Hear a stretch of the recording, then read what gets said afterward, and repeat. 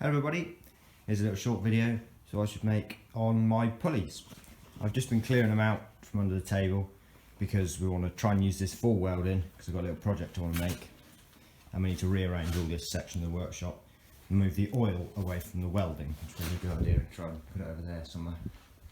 And I was moving them out, so I thought, well, I might as well do a little video.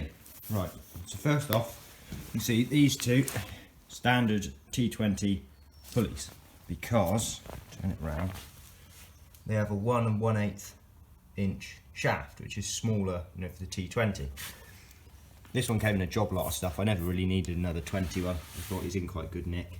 It all works. There's less play in it than this one. So I had it.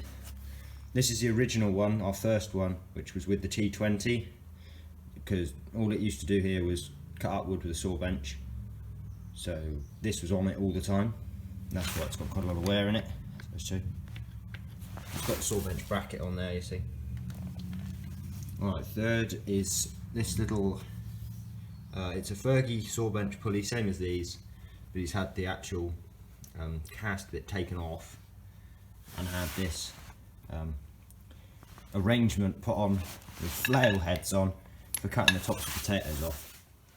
I'm saying it's a Ferguson one, but now looking at it I think he might be a Fortson Dexter one, either a Fortson Dexter one or a Ford Ferguson one.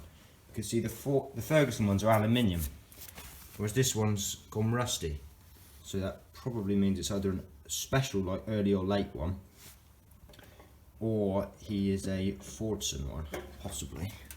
Not sure, I'll have to have a hunt across it and have a look at some stamps or anything. Anyway, and then this one is a standard 35 pulley. If you remember on the channel we had a grey and gold in the workshop, and this is the pulley that came with it. And for doing I never charged anything for labour, and he had I charged for parts, and in exchange for my time he gave me the pulley for it, which was nice of him, because he didn't need it. So in theory this is the original one off that grey and gold. So he hadn't done a lot of work. I tried it up and spun it up, it seems to hold oil alright. So he's got the bigger shaft, he's got 1 3/8 inch shaft compared to, see on this one, it's a bit smaller. I'd quite like to find a saw bench bracket for one of these. It bolts over in these outside ones and goes through, so I can put the saw bench on that if I ever need to. If the T20 doesn't work. So that one. And then last is a bit of an unusual one. Not many people, I don't expect to see one of these. It's a Vapormatic pulley, as you can see on there. Made in Budley Salterton in Devon, about 60 miles from here.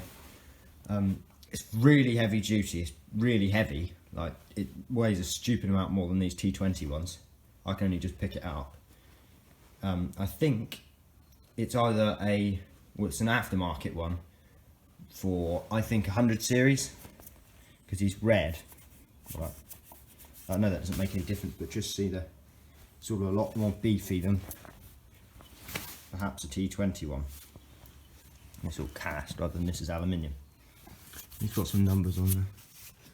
Isn't a date or anything, but I don't think so. I haven't really studied it too closely. So we got both of these in Simmons and Sampson sales. I think they're probably in the same year, I think, as well.